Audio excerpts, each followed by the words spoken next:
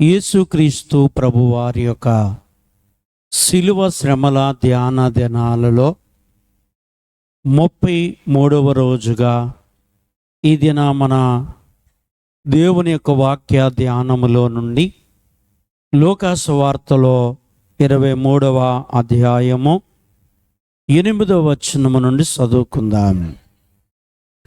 హేరోదు యేసును చూచి మిక్కిలి సంతోషించెను. ఆయన గురించి చాలా సంగతులు విన్నందున ఆయన ఏదైనా ఒక సూచక క్రియ చేయగా చూడ నిరీక్షించి బహుకాలము నుండి ఆయనను చూడగోరెను. ఆయనను చూచినప్పుడు చాలా ప్రశ్నలు వేశాను.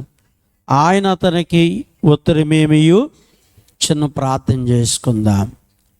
గనుడా, పరిశుద్ధుడా, ప్రేమగల దేవా, కృపగల దేవా, సృష్టికర్త, రక్షణకర్త, ఆదరణకర్త, పరిశుద్ధాత్మ దేవుడా, నీకు వందనములు, స్తోత్రములు, స్తుతులు, మరణాతులు, ప్రణతులు, వినతులు, మంగళహారస్సులు చెల్లిస్తున్నాం. నీ కృపను బట్టి, నీ ఏర్పాటును బట్టి శిలువ శ్రమల ధ్యాన దినాలలో 33వ రోజుగా ఉన్నటువంటి మమ్మను జ్ఞాపం చేసుకుని మరి వాక్యంలోకి వచ్చిండగా నిలిచిన దాసుని మీ శిలువ పునరుద్ధాన వెలుగులో మరుగు చేసుకుని మాట్లాడండి.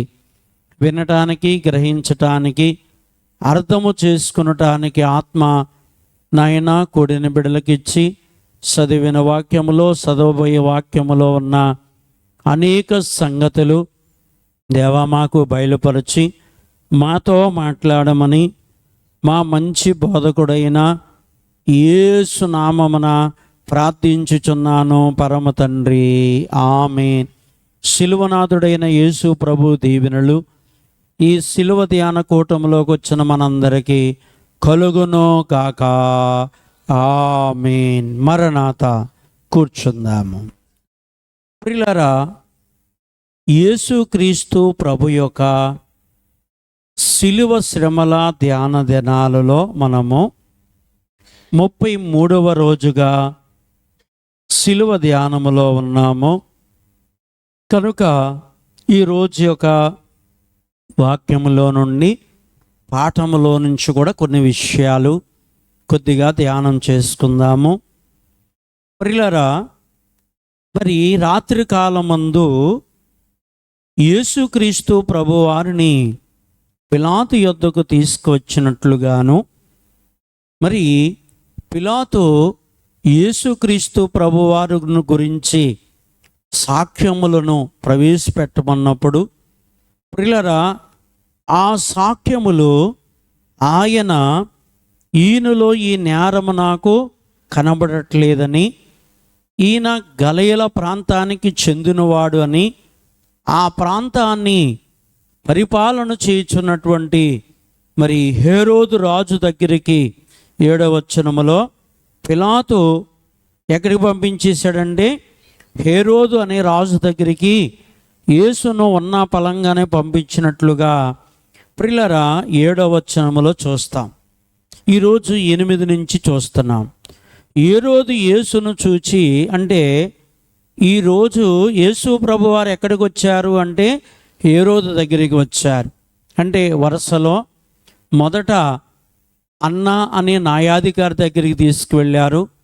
తర్వాత కైప అనేటువంటి న్యాయాధికారి దగ్గర తీసుకువెళ్ళారు. మూడవది పిలాతు అనేటువంటి న్యాయాధికారి దగ్గరికి తీసుకువెళ్ళారు. ఈరోజు పిలాతు దగ్గర నుంచి మరలా హేరోదు అనేటువంటి ఒక న్యాయాధికారి దగ్గరికి ప్రియులారా తీసుకువచ్చారు. కాబట్టి ఇక్కడ ఈ దినము హేరోదు అనేటువంటి మరి రాజు దగ్గరికి తీసుకువచ్చారు. 8లో హేరోదు యేసును చూచి మిక్కిలి సంతోషించెను. ప్రియులారా, బహుశా మనము ఒక వ్యక్తిని చూసి సంతోషించాలంటే అతడు మంచివాడైతే సంతోషిస్తామా, చెడ్డవాడైతే సంతోషిస్తామా? ఆలోచించండి. మంచివాడైతేనే మనం సంతోషిస్తాం. ఒక వ్యక్తిని చూడగానే, ఒక వ్యక్తి కనబడగానే మన కన్నులకు ఒక వ్యక్తి కనబడగానే, ఒక వ్యక్తిని చూడగానే అతడు మంచి వ్యక్తి అయితే అతన్ని చూడగానే మనకి తెలియని సంతోషము, ఆనందము హృదయములో పుట్టుకొస్తూ ఉంటుంది. ప్రియులారా, ఆ వ్యక్తి మంచివాడు కాదనుకోండి, ఆ వ్యక్తి చెడ్డవాడు కాదనుకోండి, ఆ వ్యక్తిని చూడగానే మనసులో ఏమొస్తుంది? ప్రియులారా, వాడి మీద చెడ్డ అభిప్రాయము వస్తుంది, కానీ సంతోషం మాత్రము ఎట్టి పరిస్థితుల్లో రాదు. అంటే హేరోదు దృష్టిలో యేసు ఎవరు?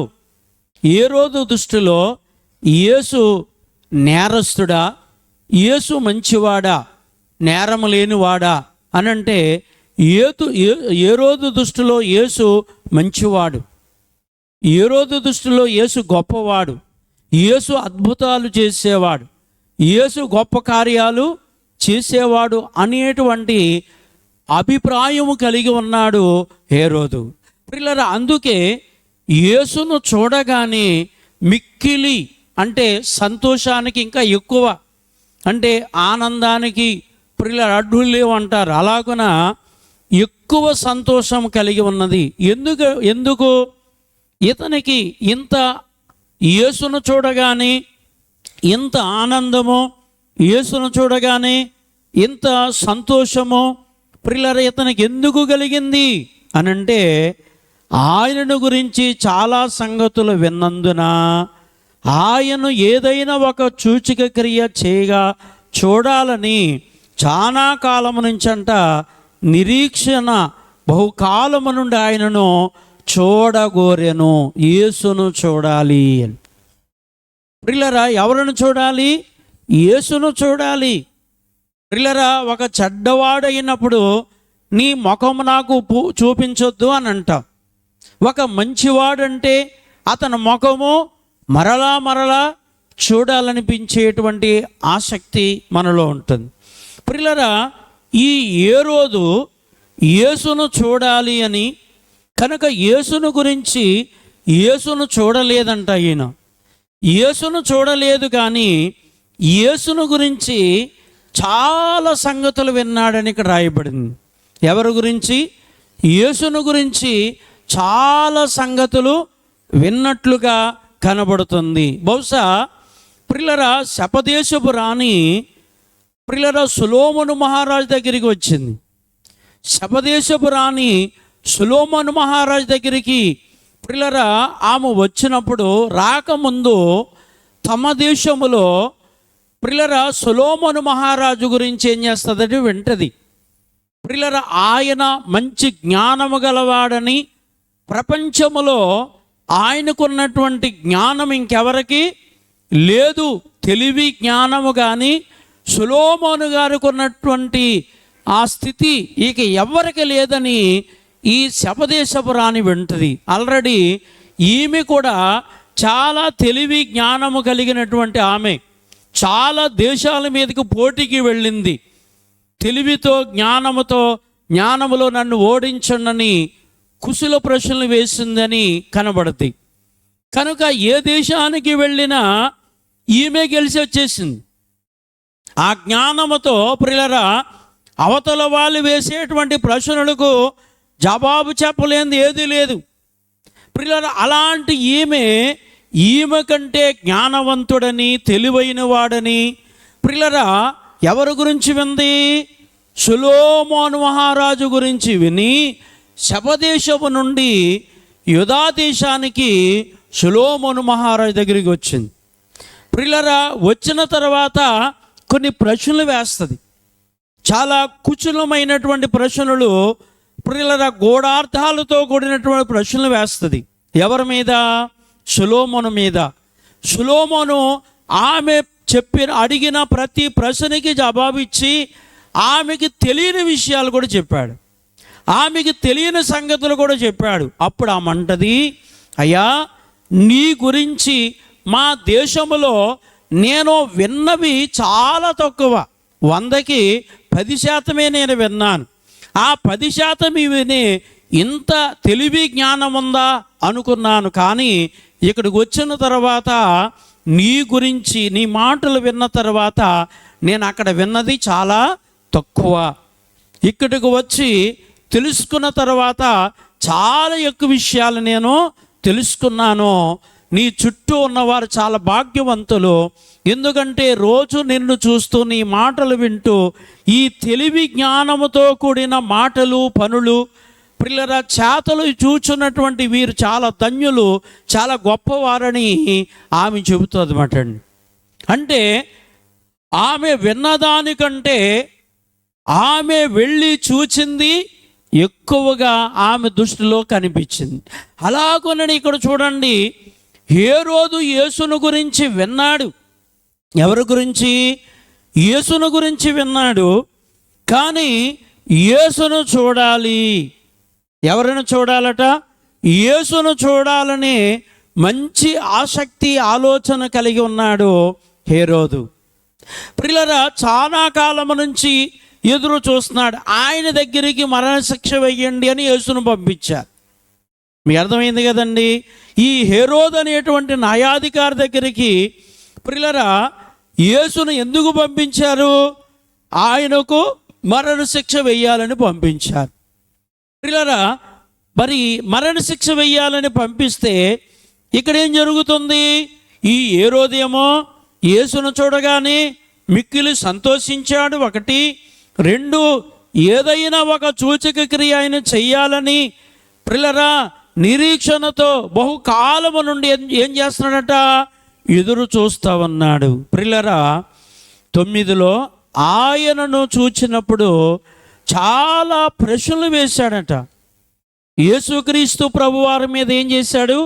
చాలా ప్రశ్నలు వేశాడట. కానీ ఆయన ఏ ప్రశ్నకు ఏమి ఇవ్వలేదంటే జవాబు ఇవ్వలేదంటండి. ఏమి ఇవ్వలేదు? జవాబిచ్చే ఆ సమయం కాదు, జవాబిచ్చేటువంటి టైము కాదు అక్కడ. జవాబిచ్చే సమయము, జవాబిచ్చేటువంటి టైము కాదు. కాబట్టి ఆయన ఏం చేయలేదు? జవాబు ఇవ్వలేదు. వేసిన ప్రశ్నలకు యేసు దగ్గర జవాబు లేదంటే బోళ్ళున్నాయి. ప్రియులారా, సొలొమోను కంటే మంచి జ్ఞానము కలిగిన యేసు, తెలివి కలిగినటువంటి యేసు కనుక అతడు వేసినటువంటి ప్రశ్నలకు ఏ ప్రశ్నకు కూడా జవాబు ఎందుకు ఇవ్వలేదంటే ఇచ్చే సమయము కాదు. ప్రియులారా 10వ వచనము, ప్రధాన యాజకులను శాస్త్రులను నిలువబడి ఆయన మీద తీక్షణముగా నేరము మోపిరి. ప్రియులారా, కాబట్టి ఈ సంభాషణ జరుగుతుండగా ఇక్కడ ఎవరున్నారు? ప్రధాన యాజకులు, శాస్త్రులైనటువంటి వారు ఉన్నారు. ప్రియులారా, ఈ ప్రధాన యాజకులు, ఈ శాస్త్రులైనటువంటి వారు ఏం చేస్తున్నారంటే తక్షణమే ఆయన మీద ఏం చేశారంట? నేరము మోపిరి. ఏం మోపారు? ఈ హేరోదు గారు వాళ్ళ మాటలు ఏమి వింటలేదు. ఇక్కడ వాక్యంలో చూస్తే వాళ్ళు ఏవో చెబుతున్నారు, ఆ మాటలకి ఏమీ లెక్క చేయట్లేదు, ఆ మాటలు ఏమి వింటలేదు. ప్రియులారా, కనుక వాళ్ళు నేరం మోపుతున్నారు. కానీ అవన్నీ సరిగా ఈయనేమి పట్టించుకోవట్లేదు. 11వ వచనములో హేరోదు తన సైనికులతో కలిసి ఆయనను తునీకరించి అపహాసించి ఆయనకు ప్రశస్తమైన వస్త్రములు తొడిగించి పిలాతునొద్దకు మరలా పంపివేశాను. ప్రియులారా, వాళ్ళు ఎన్నో నేరాలు మోపారు, వారు ఎన్నో చెబుతున్నారు. ఈయన అది చేశాడు, ఇది చేశాడు, అదన్నాడు, ఇదన్నాడు, అది ఇది అని ఎన్నో చెప్పుకొస్తున్నారు. కానీ అవేమీ వినలేదు. ప్రియులారా, హేరోదుకి యేసుక్రీస్తు ప్రభువును అడిగిన ప్రశ్నలకు జవాబు ఇవ్వలేదని ఈ హేరోదు తన సైనికులైన వారు యేసు ప్రభువాన్ని ఏం చేశారంట? తునీకరించారు. ప్రియులారా, అపహాసించారు. ఏం చేశారు? 1 తునీకరించారు, 2వది అపహాసించారు. కారణము వాళ్ళెవరో చెప్పిన మాటలు బట్టి కాదు. యేసు ఒక అద్భుతం చేస్తే చూడాలనే ఆలోచనతో హేరోదు ఉన్నాడు. ప్రియులారా, తర్వాత కొన్ని ప్రశ్నలు వేశాడు. యేసు ప్రభు జవాబు చెప్తారేమో అని ఆయన జవాబు చెప్పలేదు. ప్రియులారా, అందుకనే హేరోదు తన సైనికులైన వారు ఆయనను తునీకరించి అపహాసించి ఏం చేశాడు? అక్కడ ఆయనకు ప్రశస్తమైన వస్త్రములను తొడిగించి. ఏ వస్త్రాలు? ప్రశస్తమైన వస్త్రములు. రోజు మీరు 1500 సిల్క్ చీరలు కట్టుకుంటూ ఉన్నారనుకోండి, ఒకేసారి 1,00,000 రూపాయల పట్టు చీర కట్టుకుంటే ఎలా ఉంటుంది మీకు? అలా ఉందన్నమాట ఇది. యేసుక్రీస్తు ప్రభు వారు మామూలు వస్త్రాలతో వచ్చాడు ఆయన దగ్గరికి. ఎవరి దగ్గరికి?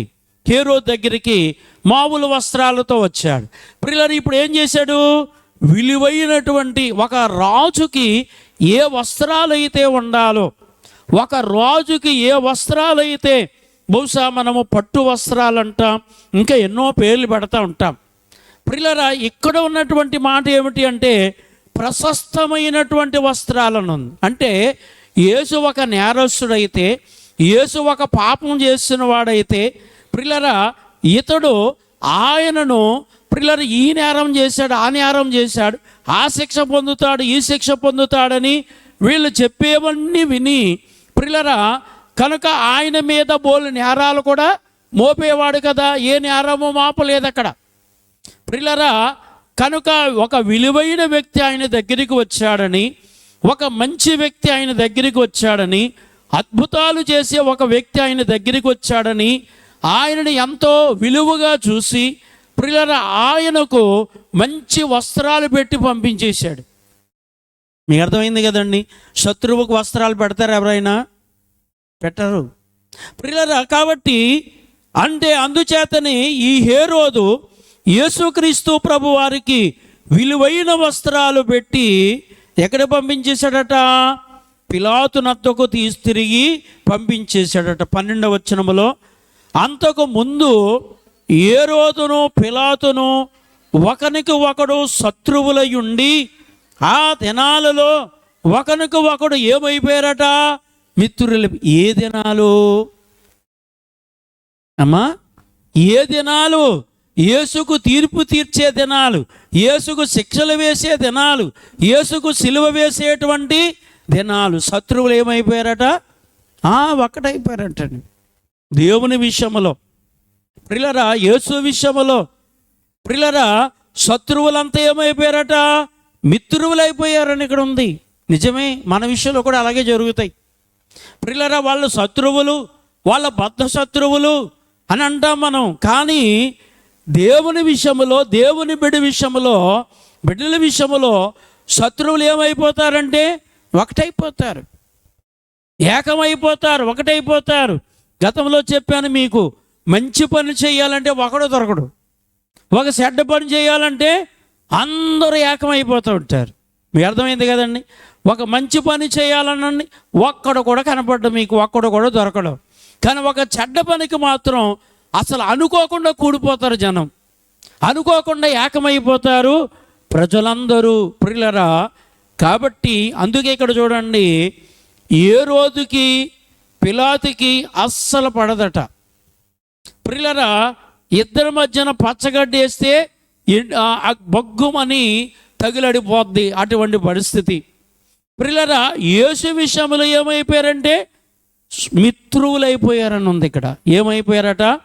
మిత్రువులు అంటండి. ప్రియులారా, యేసు విషయంలో వీరు శత్రువులైనటువంటి వీరు మిత్రువులుగా ఏకమై కలిసిపోయారని చెప్పి ప్రియులారా ఇక్కడ రాయబడింది. కాబట్టి ప్రియులారా, అందుచేతనే ఈ వాక్యములో అనగా హేరోదు ప్రియులారా పిలాతు నద్దకు తిరిగి మరలా ఏం చేసేసారంటే పంపించారు అనేది ఉన్నటువంటి మాట. అలాగే కొద్దిగా మనము ఈ రోజు యొక్క పాఠములో కూడా కొద్దిగా ధ్యానం చేస్తే ప్రియులారా చాలా ముఖ్యమైనటువంటి మాట. ఎందుకంటే సిలువలో యేసు ప్రభువు పలికిన 7 మాటల వివరణలో ఈరోజు మొదటి మాట యొక్క వివరణ ఉంది. ప్రియులారా, ఈ మొదటి మాట యొక్క వివరణ ఏమిటి? తండ్రి, వీరేమి చేయుచున్నారో వీరెరుగురు గనుక వీరిని క్షమించు అన్నారు యేసుక్రీస్తు ప్రభువారు. ప్రియులారా, లోక సువార్తలో చదువుకుంటాం కదది. ప్రియులారా, తండ్రి, వీరేమి చేయుచున్నారో వీరు ఎరుగురు గనుక వీరిని ఏం చేయమన్నారు? క్షమించుము అన్నారు. ప్రియులారా, కనుక అంటే యేసు ప్రభువారు పలికినటువంటి ఈ మాట ప్రియులారా, మరి ఎవరి కొరకు అనంటే ఆయనను హింసించినటువంటి వారు. ఆయన ఏం చేశారు? 23:34 కదా, ఒకసారి చూడండి ఆ మాట. యేసు, తండ్రి, వీరు ఏమి చేయుచున్నారో వీరు ఎరుగురు కనుక వీరిని క్షమించమని ప్రభు వారికి చెప్పిన తర్వాత వారు ఆయన వస్త్రాలను పంచుకొనుటకై చీట్లు వేసిరి. ప్రియులారా, యేసు ప్రభు యొక్క ప్రేమ ఎంత గొప్పదంటే ఇక్కడ కనబడుతుంది. ఆయనను హింసించినటువంటి వారి కొరకు తండ్రిని వేడుకున్న మాట, మొదటి మాట 7 మాటలలో. ఆ మాట ఈరోజు ఉన్నటువంటి మాట. ప్రియులారా, ఆయనను కొరడాలతో కొట్టినవారు, కొరడాలతో కొట్టేవారికి, కొరడాలతో కొడుతుంటే యేసు ప్రభు వారికి దెబ్బ తగులుతుంది అని వారికి తెలియదా? తెలుసు. ప్రియులారా, మనకి తెలియదా? మనకు కూడా తెలుసు. ఎవరైనా కొడితే వారికి దెబ్బ తగులుద్ది, ఎవరైనా మనల్ని కొడితే మనకి కూడా దెబ్బ తగులుతుందని తెలియదా? తెలుసు. ప్రియులారా, ముళ్ళ కొరడాతో యేసుక్రీస్తు ప్రభు వారిని 39 కొరడా దెబ్బలు కొట్టారు. ప్రియులారా, మేకులతో కిరీటము తయారు చేసి ఆయన తలలో ప్రియులారా ఆ మేకులు కిరీటాన్ని గుచ్చారు. కనుక భారమైనటువంటి ఒక మ్రాను తీసుకువచ్చి ఆయన భుజాల మీద పెట్టి యెరూషలేము వీధులన్నీ మోయిపిచ్చారు. ప్రియులారా, ఆయనను కృంగ చేసే ఆ సిలువ కొయ్యను ఆయన చేత మోయిపిచ్చారు. ప్రియులారా, కొరడాలతో తోలారు ఆ సిలువ మోసేటప్పుడు. ప్రియులారా, ఆ సిలువ కొయ్యను కింద పెట్టి ఆయన 2 చేతులలో 2 వాసమేకులు కొట్టి, 2 కాలుపై కాలు పట్టి, ఒక వాసమేకు కొట్టి, ప్రియులారా మరి ఆ సిలువ కొయ్యను ఏం చేశారు? వాళ్ళు నిలవబెట్టారు. అప్పుడు ఏలాడుతున్నప్పుడు యేసు ప్రభు 7 మాటలు పలికారు. అవి 7 రోజులు మనకు వస్తాయి. ప్రియులారా, ఈవేళ మొదటి మాట. కనుక ఆ సిలువ కొయ్య పైన ప్రభు వేలాడుతూ మరి ఏమన్నారు అక్కడ? తండ్రి అంటే ఎక్కడి నుంచి చూడండి. ప్రియులారా, గెత్సెమనే తోటలో సంకెళ్ళు వేసి ఈడ్చికెళ్ళిపోయిన కానించి ఉన్నటువంటి ఈ సైనికులు హింసించుతున్నటువంటి వారు, ప్రియులారా, అక్కడ నుండి సిలువ వేసి సిలువ నిలవబెట్టి 3 మేకుల మధ్యన ప్రభు వేలాడుతున్నటువంటి ఆ సందర్భం వరకు కూడా ఎన్ని హింసలైతే వారు హింసించారు. ముఖం మీద ఉమ్ములు ఊసిన కానించి ఇక్కడ కూడా చూసాం కదా, ఆయన క్షమాపణ కోరుతుంటే వాళ్ళు ఏం చేస్తున్నారు? ఆయన వస్త్రాలను చీట్లు వేసి పంచుకుంటున్నారు. ప్రియులారా, కాబట్టి అంటే వాళ్ళకి అన్నీ తెలుసు, కానీ ఆయన క్షమాపణ ఎందుకు కోరుతున్నాడు అనంటే మానవుల కొరకు, మానవుల పాప పరిహారార్థమై ఈ శిక్ష పొందుచున్నాడు గనక ఆ నేరము వారి మీద ఆయన పెట్టట్లేదు, ఆ నేరము వారి మీద మోపట్లేదు. అందుకే వారిని ఏమన్నారు ఇక్కడ? తండ్రి, వీరు ఏమి చేయుచున్నారు వీరు ఎరుగురు గనుక వీరిని క్షమించు అని అన్నారు. ప్రియులారా, అయ్యారు దీని గురించి ఒక మాట చెప్పారు కదా. ప్రియులారా, 2 పిల్లలు, చదువుకునేటువంటి పిల్లలు 2 ఏం చేశారంట? దెబ్బలాడుకున్నారు. అందులో ఒకడు మరొకడిని బాగా కొట్టేశాడు కదండి. ఒకడు మరొకడిని బాగా కొట్టేశాడు. అవతల వాడు ఏం కొట్టలేకపోయాడు. ఒకడు కొట్టేశాడు. 2 అయ్యగారి దగ్గరకు వచ్చారు. వచ్చినప్పుడు ప్రియులారా, దెబ్బలు తిన్నవాడిని ఏమన్నారంట అయ్యగారు? అవతల వాడిని క్షమించమన్నారట. ఎవరని? అవతల వాడిని కొట్టిన వాడిని ఏం చేయమన్నారు? క్షమించమంటే వాడికి చాలా బాధ కలిగిందట. ప్రియులారా, అవతల వాడిని కొట్టిన వాడిని వీడిని కొట్టేరా అంటే కనుక వాడికి ఏం కలిగేది? చాలా ఆనందం కలిగేది. మీ అర్థమైంది కదండి. కానీ ఏం చేయమన్నారు అక్కడ? క్షమించు అని అంటే చాలా బాధ కలిగిందంట వాడికి, చాలా బాధ వేసిందట. ఏం చేయమన్నందుకు? క్షమించమన్నందుకు. అందుకే దైవజనులు 4 మాటలు రాశారు. మీ శత్రువులను ప్రేమించండి, మీ శత్రువులకు మేలు చేయండి, మీ శత్రువులను దీవించండి, మీ శత్రువుల కొరకు ప్రార్థనలు చేయండి. ప్రభువు మాటే ఇది ప్రియులారా, ప్రభువు మాటే. అయినను అందుచేతనే ఇక్కడ ప్రభువు చేసినటువంటి ఆ సిలువలో తండ్రి వీరేమి చేయుచున్నారో వీరు ఎరుగురు గనుక వీరిని క్షమించండి అన్నారు. వీరేమి చేయుచున్నారో వీరు ఎరుగురు గనుక వీరిని క్షమించండి అన్నారు. ప్రియులారా, అందుచేతనే ఇక్కడ మీ శత్రువులను ఏం చేయండి అంటే ప్రేమించండి, మీ శత్రువులకు మేలు చేయండి, మీ శత్రువులను దీవించండి, మీ శత్రువుల కొరకు ఏం చేయండి, ప్రార్థన చెయ్యండి. ఏం చేయాలటండి? ప్రార్థన చెయ్యండి.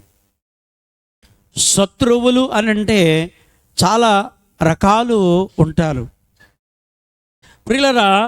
మనతో ఉండి మనకి కీడు చేసే వాళ్ళు ఉంటారు, మనకి వ్యతిరేకంగా విరోధంగా ఉండి కీడు చేసేవారు కూడా ఉంటారా ఉండరా ప్రియులారా? కాబట్టి మనతో ఉండి మనకి కీడు చేసేవారిని ఇంట్లో దొంగ అంటారు. ఎక్కడ దొంగ అంటే వీడు వీధిలో వాడు, ఇంట్లో దొంగ. ప్రియులారా, ఈ దొంగ తర్వాత ఇంకొక దొంగ ఏమిటి అంటే మనకి విరోధముగా, మనకి వ్యతిరేకముగా, మనకు వేరుగా ఉండి ఏం చేసేవారంటే కీడు చేసేటువంటి వారు. ఎవరిని క్షమించాలి ఇప్పుడు మనం? ఇంట్లో దొంగను క్షమించాలా, ఈదులో దొంగను క్షమించాలా? యేసు ప్రభు ఇంట్లో దొంగను క్షమించాడా, ఈదులో దొంగను క్షమించాడా?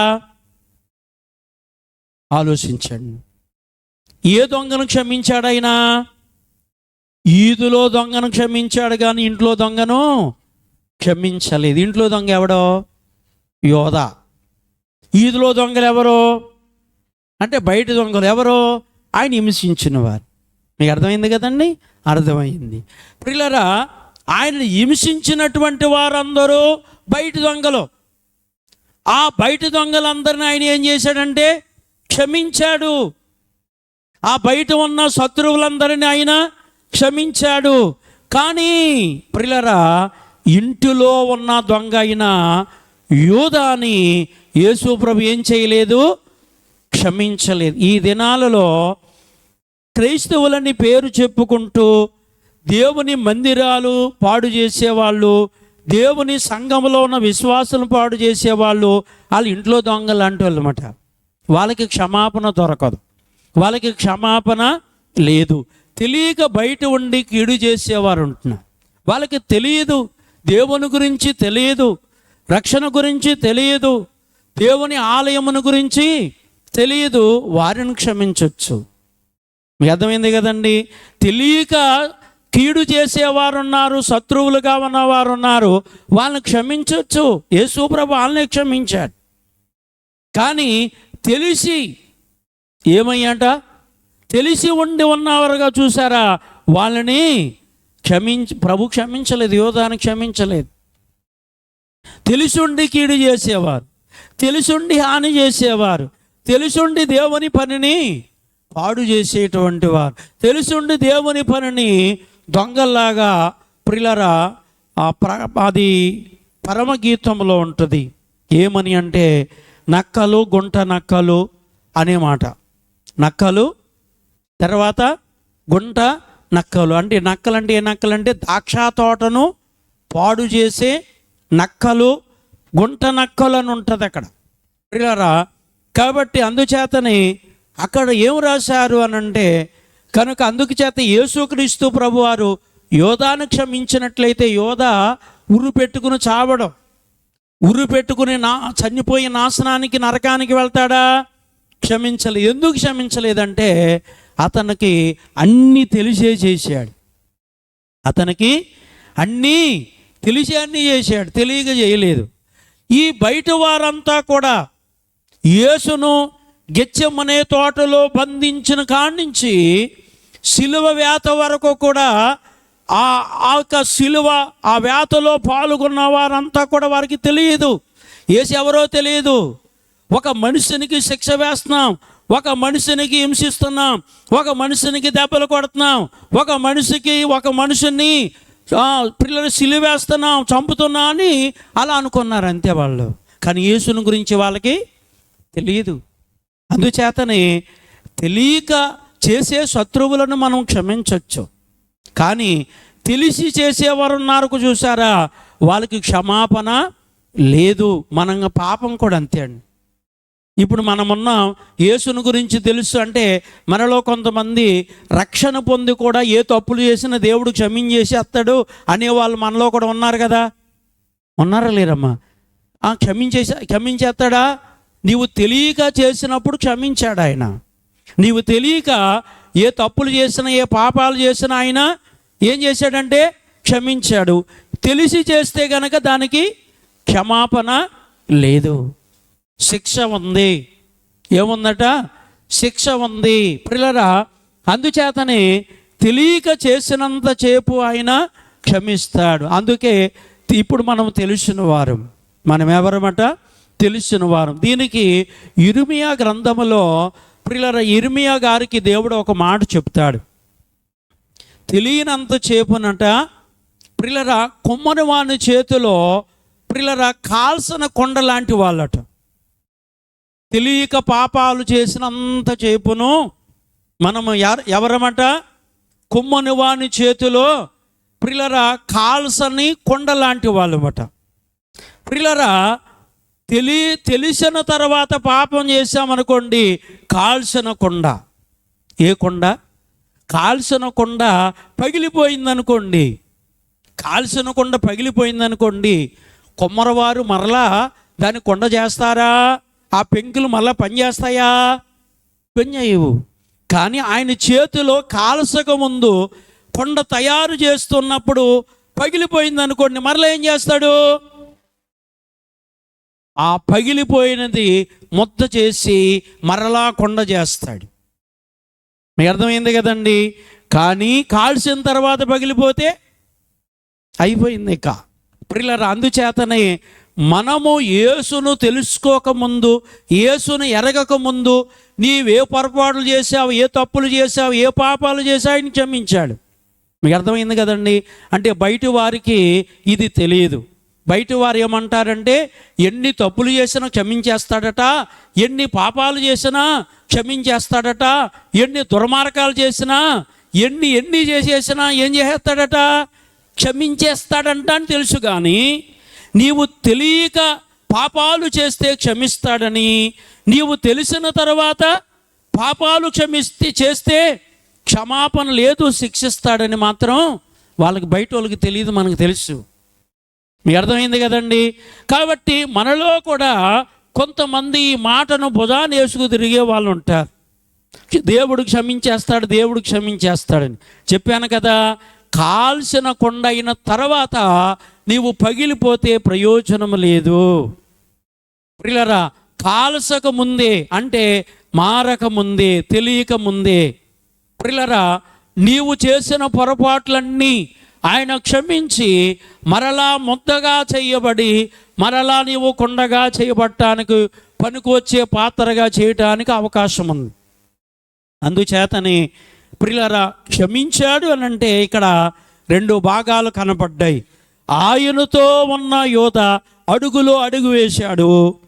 ప్రియులారా, ఆయన కూర్చున్న చోట కూర్చున్నాడు, ఆయన పండుకున్న చోట పండుకున్నాడు, ఆయన తినే పాత్రలో తిన్నాడు, ఆయన తాగే బుడ్డులో నీళ్లు తాగాడు, ఆయనతో సహవాసం చేశాడు, పాపాలు చేశాడు, క్షమాపణ రాలేదు. మీకు అర్థమైంది కదండి? కానీ ఈ శిలువ వేతలో 100 మంది సైనికులు పాల్గొన్నారు. వాళ్ళందరికీ కూడా యేసును గురించి ఎవరో వాళ్ళకి తెలియదు. ఈ మాట యేసు ముందే చెప్పారు. ఏమనంటే, నన్ను శిక్షించి మరణశిక్ష వేయటానికి ఎవరికి అప్పగిస్తారన్నారు? అన్యజనులకు అప్పగిస్తారన్నారు. అంటే యూదులకు యేసు గురించి తెలుసు, కానీ అన్యజనులకు యేసు గురించి అక్కడ తెలియదు ప్రియులారా. అందుకే శిక్షలు వేయటానికి ఎవరికి అప్పగించారు? అన్యజనాంగానికి అప్పగించారు. ఇప్పుడు ఒక వ్యక్తిని గురించి మనకి తెలుసుండి శిక్షలు వేయగలమా? వేయలేం. ప్రియులారా, తెలియని వ్యక్తులకైతే మనం కాదు, శిక్షించేవారు వేరుగా ఉంటారు కదా. ప్రియులారా, అందుచేతనే వాళ్ళకి యేసుని గురించి తెలియదు కాబట్టి వారు ఏం వేశారట? శిక్షలు వేశారు. అప్పుడు ప్రభు ఏమన్నారు? తండ్రి, వీరేం చేశారు? వీరు వేరుగురు గనుక వీరిని, అంటే వారికి ఏమొచ్చింది? క్షమాపణ వచ్చింది. అలాగే నీవు నేను కూడా క్షమించేది అందరినా ఇంట్లో నీదులు అంటే కాదు. తెలియక తప్పులు పాపాలు చేసేవారిని క్షమించవచ్చు, తెలిసి చేసేవారికి క్షమాపణ లేదు. ఒకవేళ మనం శిక్షించకపోయినా దేవుడు శిక్షిస్తాడు. మీకు అర్థమైంది కదండి? మనము శిక్షించకపోయినా ఎవరికి శిక్షిస్తారు? శిక్షలు వేసే వాని క్రియలు చొప్పున ప్రతి వానికి జీతం ఇస్తానన్నాడు కాబట్టి ఎవరు శిక్షిస్తారు? దేవుడు శిక్షిస్తాడు. అందుకే దేవునికి మనం అప్పగించుకోవాలి, దేవునికి ప్రార్థించుకుని ప్రియులారా దేవునికి వారిని ఏం చేయాలి? సమర్పించాలి. అది దేవుడు చూసుకుంటాడు. సరే, కాబట్టి ఈరోజు యొక్క వాక్య పాఠములో ఉన్న విషయాలలో ఒకటి, పిలాతు దగ్గర నుంచి హేరోదు దగ్గరికి వచ్చిన యేసును మంచి వస్త్రాలు వేసి మరలా హేరోదు ఏం చేశాడు?